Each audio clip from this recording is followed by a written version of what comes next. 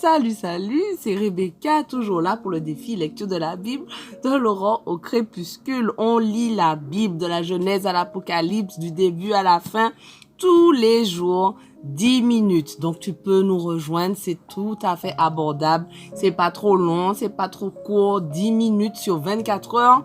On peut bien mettre 10 minutes à part pour lire la parole. Donc, rejoins-nous. Merci Seigneur parce qu'aujourd'hui encore, tu vas nous parler. Merci parce que ta parole, elle est vivante. Merci pour tous ceux qui sont avec moi dans ce défi depuis le début. Tous ceux qui nous ont rejoints. Tous ceux qui ont rattrapé leur retard. Vraiment, bénis chacun de nous. Tous ceux qui vont recommencer aussi à partir d'aujourd'hui. Vraiment, bénis chacun de nous. Et continue à nous parler personnellement et aide-nous à comprendre le passage du jour au nom de Jésus. Amen. Alors c'est parti. 2 Rois 9, verset 18. Le cavalier se rendit à la rencontre de Jéhu et lui dit: Ainsi parle le roi, viens-tu pour la paix? N'oubliez pas, lisez quelques versets avant pour vous mettre dans le contexte.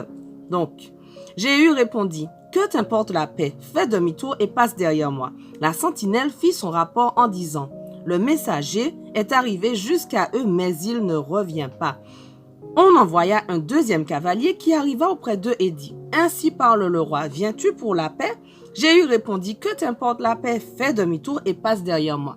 La sentinelle fit son rapport en disant: Il est arrivé jusqu'à eux, mais il ne revient pas. Le chef de la troupe conduit son char à la manière de Jéhu, petit-fils de Nimshi. Il conduit comme un fou. Alors Yoram ordonna qu'on attelle mon char, et l'on attela son char. Yoram, roi d'Israël, et Ahazia, roi de Juda, sortirent chacun sur son char pour aller au-devant de Jéhu. Ils le rejoignirent dans le champ de Naboth de Jizréel. Dès que Yoram fut à portée de voix de Jéhu, il lui demanda: Viens-tu pour la paix, Jéhu? Jéhu répondit: Comment peut-il être question de paix tant que durent les prostitutions de ta mère Jézabel et ses innombrables pratiques de sorcellerie? Alors Yoram fit demi-tour et s'enfuit en criant à Ahazia: Attention Ahazia, c'est une trahison. Mais Jéhu saisit son arc et tira. La flèche frappa Yoram entre les deux épaules, lui transperça le cœur et ressortit par la poitrine. Yoram s'effondra dans son char. Jéhu dit à son écuyer Bidkar: Prends son cadavre et jette-le dans le champ de Naboth de Jizréel. Te rappelles-tu? Lorsque nous étions ensemble sur un char derrière son père Akab, l'Éternel a prononcé contre lui cette sentence. Voici ce que déclare l'Éternel: Puisque j'ai vu couler le sang de Naboth et celui de ses enfants, je te le ferai payer dans ce champ même. L'Éternel le déclare. Maintenant donc, emporte-le et jette-le dans ce champ, comme l'Éternel l'a annoncé. Quand Ahazia, roi de Juda, vit ce qui se passait, il s'enfuit en direction de Beth-Hagan, mais Jéhu se lança à sa poursuite et ordonna à ses hommes: Lui aussi, frappez-le sur son char. Il fut blessé à la montée de Gour, près de Yibléam, et réussit à fuir jusqu'à Megiddo, où il mourut. Ses serviteurs le ramenèrent sur un char à Jérusalem et l'ensevelirent dans son tombeau à côté de ses ancêtres dans la cité de David. Ahazia était devenu roi de Juda la 11e année du règne de Yoram, fils d'Akab. Jéhu était sur le point d'entrer à Jizréel.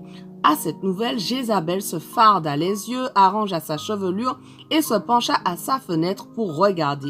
Lorsque Jéhu eut franchi la porte de la ville, elle lui cria: Viens-tu pour la paix, nouveau Zimri, assassin de ton Seigneur?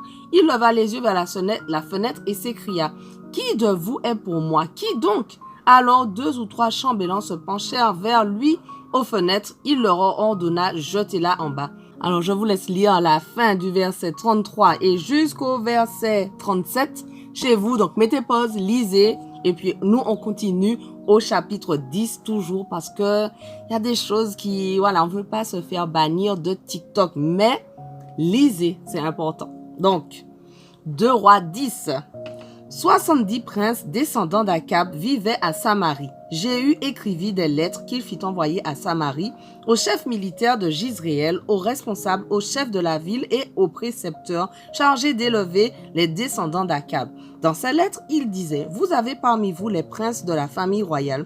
Vous disposez d'autre part de chars, de chevaux et d'armes. Vous habitez une ville fortifiée.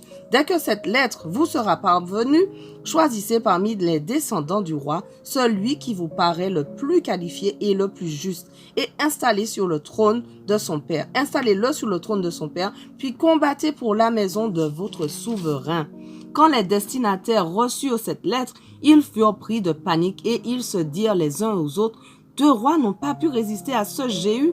Comment pourrions-nous lui tenir tête? » C'est pourquoi le chef du palais royal, le commandant de la ville, les responsables et les précepteurs des fils royaux envoyèrent ce message à Jéhu. « Nous sommes à ton service et nous ferons tout ce que tu nous ordonneras. Nous ne proclamerons personne roi. Agis donc comme bon te semblera. » Jéhu leur écrivit une seconde lettre dans laquelle il disait, « Si vous êtes de mon côté et si vous voulez m'obéir, prenez les têtes de tous les descendants de votre souverain et venez me les amener demain à la même heure à Jizréel. » Or, les 70 princes descendants du roi étaient repartis chez les principaux personnages de la ville qui assuraient leur éducation. Quand les dirigeants reçurent la lettre, ils saisirent les 70 princes et les tuèrent, puis entassèrent leurs têtes dans des corbeilles qu'ils firent porter à Jéhu à Jizréel. Un messager vint l'informer qu'on l'avait apporté les têtes des princes royaux. Jéhu ordonna qu'on en fasse 2 tas et qu'on les expose sur la place à l'entrée de la ville jusqu'au matin suivant. Le lendemain matin, il sortit et se tenant devant tout le peuple, il dit, « Vous êtes innocents, c'est moi seul qui suis responsable d'avoir comploté contre mon maître le roi Yoram et de l'avoir tué, mais tous ceux-ci, qui les a massacrés? Reconnaissez donc qu'aucune des paroles que l'Éternel a prononcées contre la maison d'Akab ne restera sans effet. L'Éternel a accompli ce qu'il avait annoncé par l'intermédiaire de son serviteur Élie. Jéhu tua encore tous ceux qui restaient de la maison d'Akab à Jizréel. Il fit mettre à mort tous ses grands, ses familiers et ses prêtres, sans en laisser survivre aucun, puis il partit et rentra à Samarie. En chemin, à Beth-Eked des bergers, il rencontra des proches parents d'Ahazia, l'ancien roi de Juda. Il leur demanda, « Qui êtes-vous? » « Nous sommes des parents d'Ahazia, lui répondirent-ils, et nous allons saluer les fils du roi et la reine. Alors Jéhu ordonna, « Saisissez-les vivants. » On les saisit et on les égorgea pour les jeter dans la citerne de Beth-Eked. Ils étaient au nombre de 42 et Jéhu n'en épargna aucun. Jéhu partit de là et rencontra Yonadab, fils de Récab, qui venait à sa rencontre. Il le salua et lui demanda, « Es-tu aussi loyal envers moi que je le suis envers toi? » Yonadab répondit, « Tout autant. » « S'il en est ainsi, répliqua Jéhu, donne-moi la main. » Ils se serrèrent la main, alors Jéhu le fit monter à côté de lui sur son char. Et il lui dit, « Viens avec moi et tu verras avec quel zèle je combats pour l'Éternel. » Il l'emmena ainsi dans son char. Rentré à Samarie, il mit à tous les survivants de la maison d'Akab jusqu'à leur entière extermination, conformément à ce que l'Éternel avait annoncé par Élie. Puis Jéhu convoqua toute la population. Il leur dit, « Akab a un peu rendu un culte au dieu Baal. Moi, je vais l'adorer beaucoup plus. Maintenant, convoquez auprès de moi tous les prophètes de Baal, tous ses fidèles et tous ses prêtres. Que personne ne manque, car je vais offrir un grand sacrifice à Baal. Quiconque manquera ne restera pas en vie. » Jéhu agissait ainsi par ruse afin d'exterminer tous les adorateurs de Baal. Il ordonna, convoquer une assemblée cultuelle en l'honneur de Baal, ce qui fut fait. Jéhu envoya des messagers dans tout Israël et tous les fidèles de Baal accoururent, pas un ne manqua. Ils se rendirent tous au temple de Baal qui fut complètement rempli. Alors Jéhu ordonna aux responsables des vêtements sacrés de sortir les vêtements pour en fournir à tous les fidèles de Baal. L'homme les leur sortit donc. Puis Jéhu se rendit au temple de Baal en compagnie de Yonadab, fils de Récab. Il s'adressa aux adorateurs de Baal en leur disant, « Assurez-vous bien que vous êtes entre vous et qu'il n'y a ici aucun adorateur de l'Éternel, mais seulement des adorateurs de Baal. » Ensuite, Jéhu et Yonadab s'apprêtèrent à offrir des sacrifices et des holocaustes.